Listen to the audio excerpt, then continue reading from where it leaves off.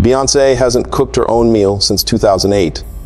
I know because I was the one preparing everything that went into her body for 6 years.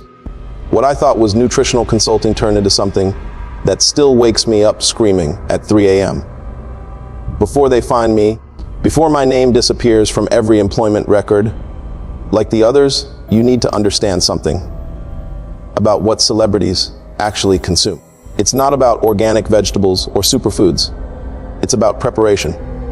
Preparation for something that requires them to be different. Drop a comment and let me know where you're watching from. I need to know how far this truth is spreading before they shut it down completely. My name is Elena Rodriguez. I'm a certified nutritionist with 15 years of experience working with A-list celebrities. I've prepared meals for Oscar winners, Grammy artists, people whose faces you see on billboards every day. But none of them prepared me for what I encountered in Beyoncé's private kitchen. The job offer came through my agency in March 2016, exclusive dietary consultant for a high-profile client requiring specialized nutritional protocols. The pay was extraordinary, no 180,000 annually plus full benefits, housing allowance, and a confidentiality agreement, so thick it required its own lawyer to explain. I should have questioned why they needed me to sign away my right to discuss anything I witnessed. I should have wondered why the contract included provisions for psychological counseling and memory adjustment therapy if I violated the terms. But when you're a single mother with twin daughters approaching college age, you don't question miracles. The estate in Malibu looked exactly like what you'd expect from entertainment royalty. Sprawling mansion, ocean views, the kind of understated luxury that costs more than most people's homes. But it was the kitchen that made my blood run cold the moment I walked inside. It wasn't designed for cooking. It was designed for something else entirely. The countertops were made from black stone that seemed to absorb light rather than reflect it. The appliances looked normal from a distance. High-end ovens, commercial refrigerators, professional-grade equipment. But when you got closer, you noticed details that didn't belong in any kitchen I'd ever seen. Symbols carved into the refrigerator handles. Not decorative engravings, but deep grooves that looked like they'd been burned into the metal. The ovens had temperature settings that went far beyond any cooking requirements. 2,000 degrees, 3,500 degrees, heat levels that would reduce anything organic to ash in seconds. And the smell. Sweet metallic, with an undertone that reminded me of the veterinary clinic where I'd worked during college. The smell of blood, but older. Concentrated. The dietary requirements are very specific, explained Monica, the house manager who'd shown me around. She was a tall, severe woman in her 50s who moved with military precision. Carter's nutritional needs have evolved significantly over the past decade. She handed me a folder labeled Consumption Protocols, Level 7 Clearance. Inside were meal plans unlike anything I'd encountered in 15 years of celebrity nutrition. Not just unusual ingredients, but preparation methods that seemed designed for someone whose digestive system no longer functioned like a normal human's. Iron supplementation through organic sources, Grade 1 entry. Minimum 40 mg daily, delivered through fresh preparation only. Synthetic alternatives cause rejection response. Another, protein requirements elevated due to enhanced metabolic demands. Standard portions insufficient. Require alternative sourcing methods for optimal absorption. The measurements were astronomical. Iron levels that would be toxic to normal humans. Protein quantities that no human stomach could process. And strangest of all, ingredient lists that included items I'd never heard of, with supplier contacts that led to veterinary laboratories and medical research facilities. Where exactly am I supposed to source these ingredients? I asked Monica, pointing to entries like typo hemoglobin concentrate and adrenal extract, juvenile sources preferred. Her smile was cold and practiced. Our sourcing is handled through our approved vendors. Your responsibility is preparation and presentation only. Ms. Carter is very particular about how her nutrition is delivered. That first week, I thought I was working for someone with an extremely rare medical condition. Maybe a blood disorder that required unusual dietary supplementation. Maybe metabolic issues that demanded specialized nutrition.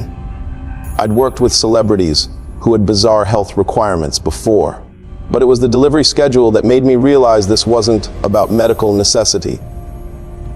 Every Tuesday and Friday at exactly 2 a.m., unmarked refrigerated trucks arrived at the service entrance. Men in medical scrubs would unload containers that looked more like hospital equipment than food storage. Everything was labeled with codes instead of ingredient names, temperature, controlled to precise specifications, handled with the kind of care you'd use for organ transplants. The first time I opened one of those containers, I nearly quit on the spot. Inside were plastic bags filled with dark red liquid, each one labeled with what looked like medical information. Blood type, age, date of collection, health status indicators. Not animal blood, the labeling was too specific, too human for livestock sourcing. Organic iron supplementation. Monica explained when she found me staring at the containers in horror. EMS. Carter's condition requires the most bioavailable sources possible. This is completely legal, ethically sourced from volunteer donors. But the labels told a different story. Ages ranging from 8 to 16. Collection dates that were recent, within 48 hours. Health indicators that suggested the sources were in peak physical condition. And at the bottom of each label, a code that made my stomach turn: Educational Institution Partnership Program. Schools. They were sourcing this from schools. I tried to rationalize it. Maybe it was legitimate medical research.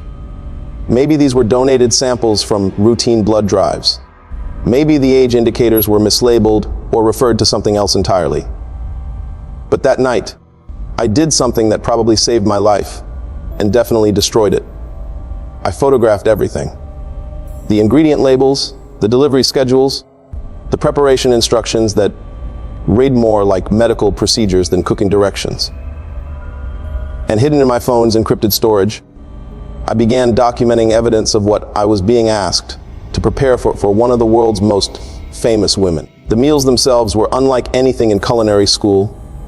I'd heat the blood to precisely 98.6 degrees human body temperature. I'd mix it with protein powders that came in unmarked containers, add mineral supplements that glowed faintly under the kitchen's fluorescent lights, serve it in crystal glasses that Beyoncé would drink without expression, while staring at security monitors showing every room of the house.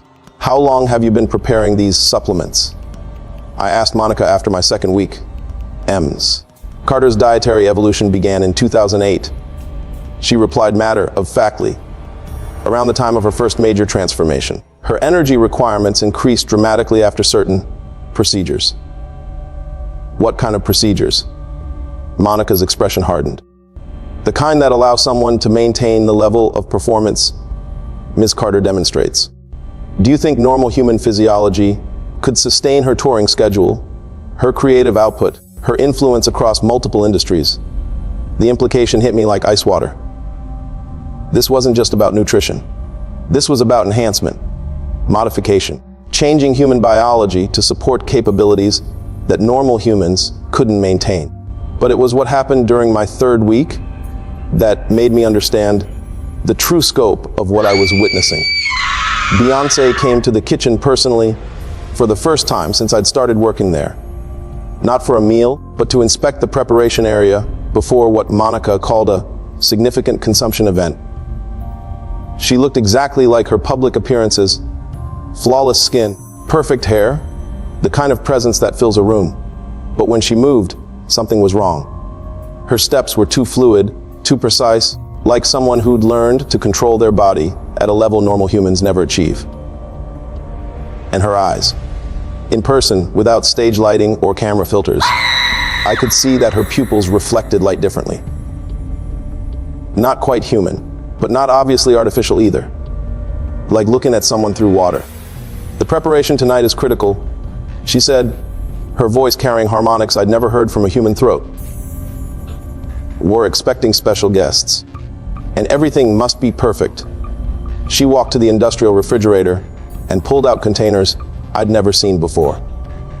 larger than the usual blood supplies, labeled with codes that included multiple age ranges and what looked like psychological evaluation scores. Tonight's serving will be family style, she continued, arranging the containers with movements that were too synchronized, too choreographed.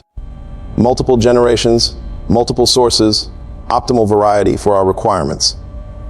That's when I saw the guest list lying on the counter. Names I recognized immediately.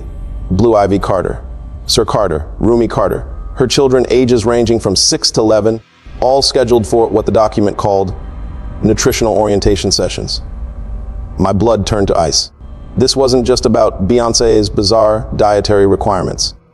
They were preparing to include her children in whatever biological modification process she'd undergone. I need to use the bathroom, I managed, backing toward the kitchen exit. Of course, Beyoncé smiled, but the expression never reached those strange, reflective eyes. But Alina, the consumption event begins in 2 hours. I'll need you back here for final preparations. I made it to the guest bathroom and immediately called my daughters. Just to hear their voices, to confirm they were safe at home, to remind myself that normal families existed outside this nightmare. "Mom, you sound weird," Sarah said through the phone. "Are you okay?" "I'm fine, baby. Just stay home tonight. Don't go anywhere. Don't answer the door for anyone, okay?" "Why? What's wrong?" Before I could answer, I heard footsteps in the hallway outside the bathroom. Slow, deliberate. Too many of them for the number of people who should have been in the house. "I have to go," I whispered. "I love you both. Remember that." When I opened the bathroom door, the hallway was empty. But I could hear voices coming from the main dining room. Not conversation, something else. Chanting, maybe, or singing in harmonies that made my teeth ache. I crept toward the sound, staying close to the walls, using skills I'd learned during my brief military service 20 years earlier. Through the dining room's French doors, I could see something that will haunt me until the day I die. The dining table had been replaced with something that looked like an altar. Black stone, covered with symbols that seemed to move when you looked at them directly. Around it stood figures I recognized as household staff, but they were different now. Their movements perfectly synchronized. Their breathing in unison, their eyes reflecting that same unnatural light I'd seen in Beyoncé's.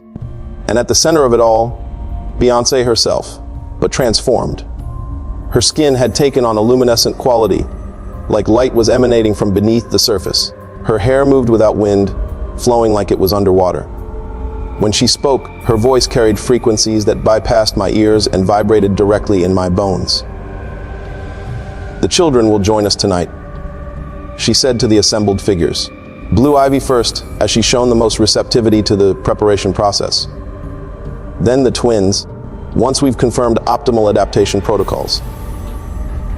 On the altar were 3 smaller versions of the crystal glasses I'd been serving her supplements in. Child-sized portions, already filled with the same dark liquid I'd been preparing for weeks. But these weren't just blood supplements. Through the French doors, I could see additional ingredients being added. Powders that sparkled with their own light. Liquids that seemed to exist in more dimensions than the containers could hold. Substances that definitely weren't sourced from any earthly supplier. The transformation process for developing neural systems requires more delicate introduction. One of the staff members said, in a voice that carried those same impossible harmonics. But once initiated, the children will adapt more completely than adult subjects. I understood now. This wasn't just about dietary modification. They were changing the children at a biological level, preparing them for the same transformation that had made Beyoncé into whatever she'd become. I backed away from the doors, my heart pounding so loud I was sure they'd hear it. But as I turned to leave, I found Monica standing behind me, her eyes now glowing with that same unnatural light. "The consumption event is about to begin," she said calmly. "Your services are required in the kitchen." "I need to leave," I said, trying to keep my voice steady. "Family emergency." "Your family is safe," she replied. "We've been monitoring them since you started working here." Sarah and Sophia, ages 17 and 17, both attending Jefferson High School, both showing excellent psychological profiles for future recruitment. My blood turned to ice. They'd been watching my daughters, evaluating them, planning. Your continued cooperation ensures their continued safety. Monica continued. The preparation process can be unpleasant when subjects resist. Willing participation produces much better results. I had a choice. Cooperate with whatever they were doing to those children, or risk my own daughters becoming targets for the same biological modification process. What do you need me to do? I whispered. Serve the supplements as prepared. Ensure optimal temperature and consistency. Document consumption levels for future dosage calculations. She handed me a tablet showing vital signs, psychological markers, transformation indicators. The children's adaptation will be monitored in real time. I returned to the kitchen with shaking hands and prepared 3 glasses of the substance that would begin converting Beyoncé's children into whatever their mother had become. Each sip designed to alter their biology, their consciousness, their humanity itself.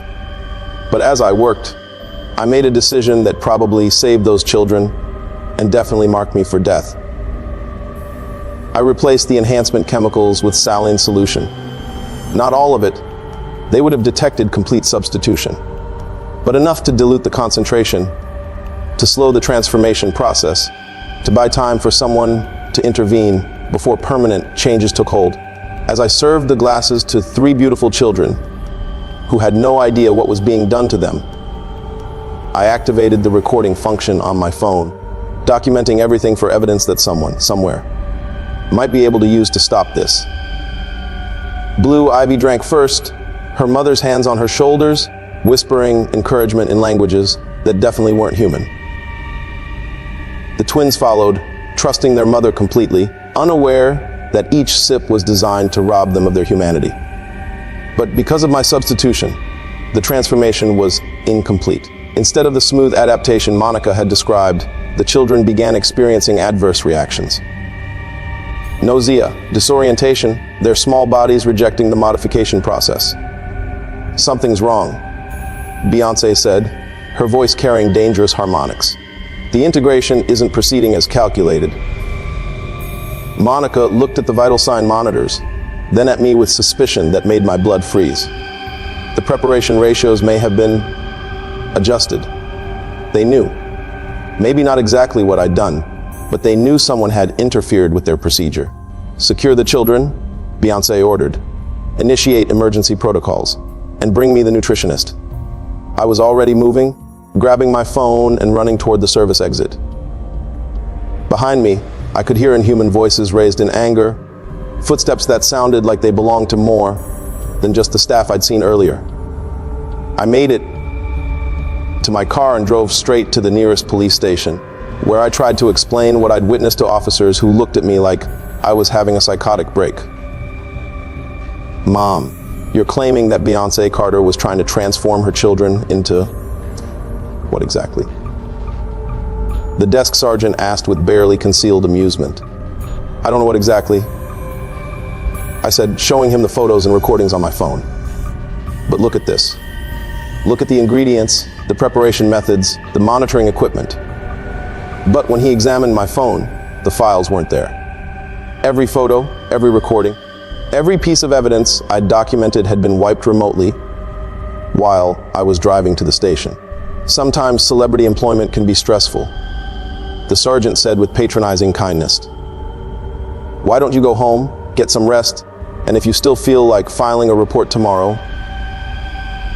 I left the police station knowing that no one would believe me without evidence. But I also knew that those children were still in danger, still being subjected to transformation procedures that would rob them of their humanity. That was 6 months ago. Since then, I've been documenting everything I can remember, reaching out to other celebrity staff members, trying to find someone else who's witnessed similar procedures. What I've discovered is that Beyoncé isn't unique. The enhancement process, the biological modification, the dietary requirements that aren't quite human, it's happening throughout the entertainment industry. A systematic transformation of public figures into something that can influence human consciousness on a scale normal people can't achieve. But here's what terrifies me most. Last week, I saw Blue Ivy at a public event. She looked healthy, normal, like any 11-year-old girl. But when the cameras caught her eyes at just the right angle, I could see the faint reflection of light that doesn't belong in human pupils. The transformation process didn't fail. It was just delayed. And now I have confirmation that my substitution bought us time. But it didn't stop what they're doing to those children. It just forced them to use different methods, slower procedures, approaches that are harder to detect, but just as effective.